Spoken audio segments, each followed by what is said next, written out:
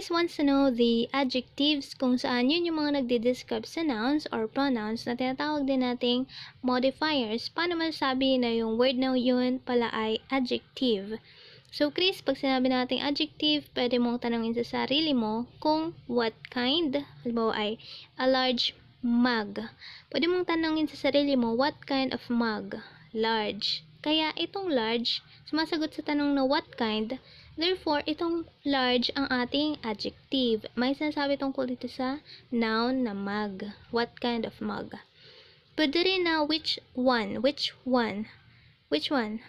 section? The middle section. Itong middle ay ang ating adjective since yan ay may sinasabi tungkol dito sa noun na section. Which section? The middle section. Pwede mo ring tanongin sarili mo kung how many para makita mo kung nasan yung adjective, kung alin dyan sa word na yan o sa sentence na yan, sa phrase na yan, ang adjective. 6 boxes of apples. So, pwede mong tanongin sarili mo, how many boxes? 6 boxes. Kaya itong 6 ang ating adjective. Okay? So, ang adjective ay placed before nouns or after linking verbs. Halimbawa ito, Maria is a loving person. Loving. Itong loving may sinasabi dito sa person. What kind of person? Loving person. So, ito ay placed before noun. Itong ating noun, person. Pwede din yan placed after linking verbs. Ganito. She is kind. Ito ang ating linking verb. Sumunod sa linking verb ay adjective. Okay? So, ganyan. Mga adjective ay nakikita, pwedeng bago ang noun or after ng verbs. Meron pang ibang adjective. Ito.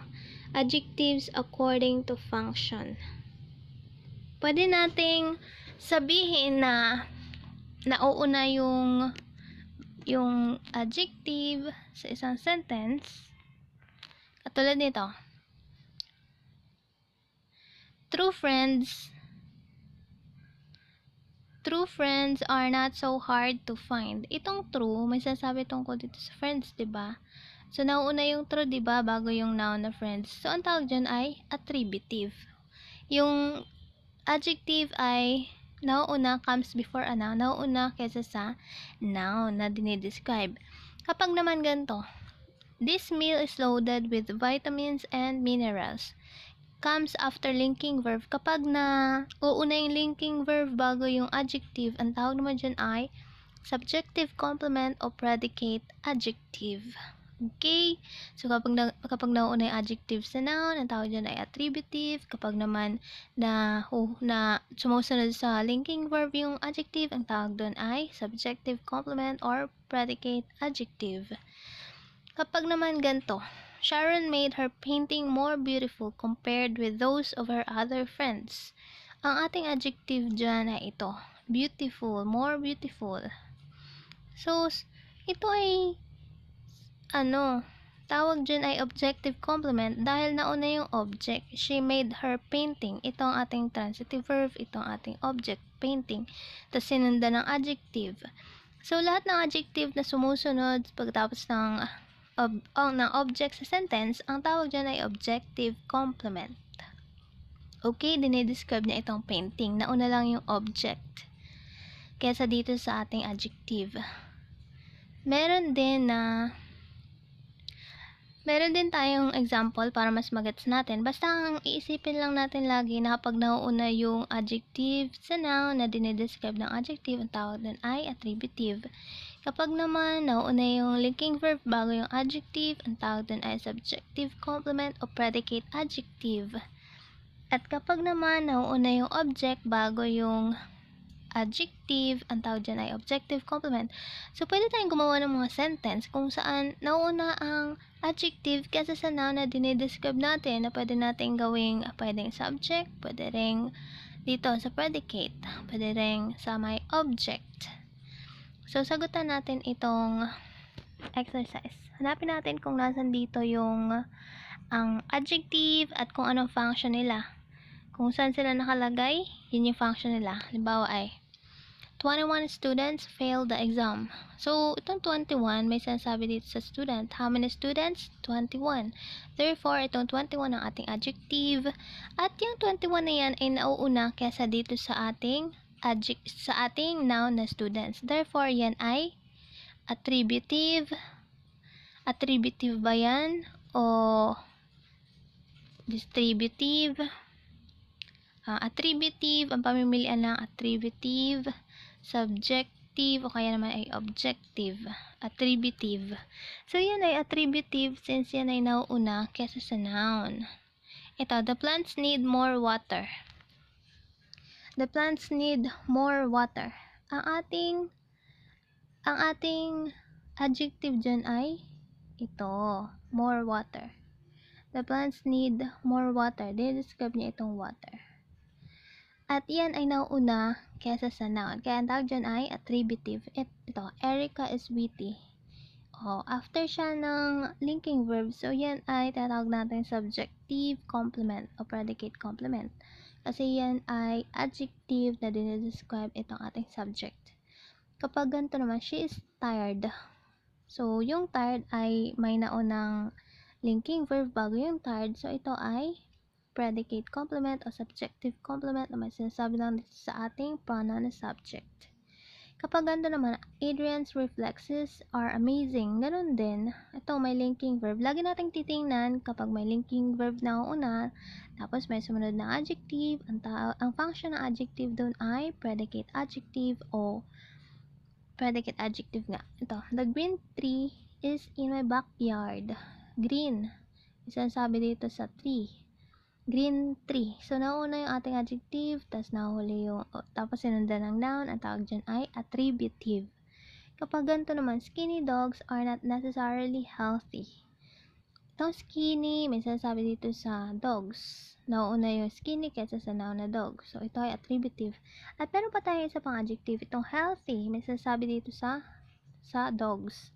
So, after na siya ng linking verbs, kaya ang tawag dito ay predicate adjective. Ito naman, giant monsters are hiding under the bed. Giant. So, before yan ng noun, kaya yan ay attributive. Ito, hairless cats look like rats. Hairless. What kind of cats? Hairless. So, ito yung masasabi dito sa cat.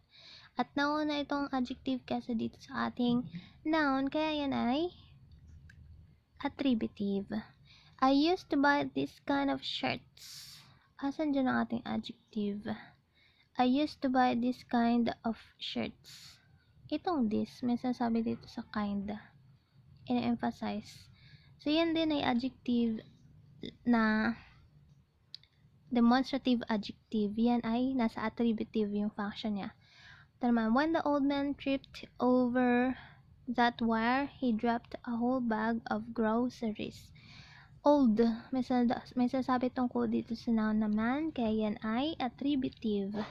Old man tripped over that wire, he dropped a whole bag of groceries. Itong whole, may sinasabi dito sa bag, yan din ay attributive. Itong, that child sure is joyful. Ito, may sinasabi dito. Tapos ito, may sinasabi din dito. Ito, ang function niyan dyan ay predicate adjective. Ito ay attributive. Pag it was so disgusting in my son's bedroom, itong disgusting, diba, ano yan, sumunod after nitong linking verb, kaya yan ay predicate adjective. Itong, she is the smartest in the class. Itong smartest, may sinasabi tungkol dito sa pronoun na she, kaya itong smartest ay, tsaka yung smartest ay, diba nauna yung linking verb? So, pag may sumunod sa linking verb na adjective, tawag dyan ay predicate adjective. So, ganun lang, ang tatlong function ng adjective ay attributive kapag ang adjective ay nauuna kasi sa noun. Kapag naman subjective, complement, o predicate complement, subjective, adjective, yun ay may kasamang linking verb na una yung linking verb bago yung adjective. Meron ding objective complement kung saan nauuna yung object bago sumunod yung adjective. Okay? So, ganun lang. Pwede natin gawa ng sentence yung objective complement. Pwedeng, he made his mother happy. He made his mother happy. Anong ginawa niya sa mother niya? Ito, adjective to. Happy, may sasabi tungkol dito sa object, tong mother. Yan yung object ng verb. He made his mother happy. So, yan ang tatawag na objective complement. Kasi, sumunod yung ating adjective after nitong object. Okay, so ganoon lang. Madali lang. Kayang-kaya natin yan. Thank you!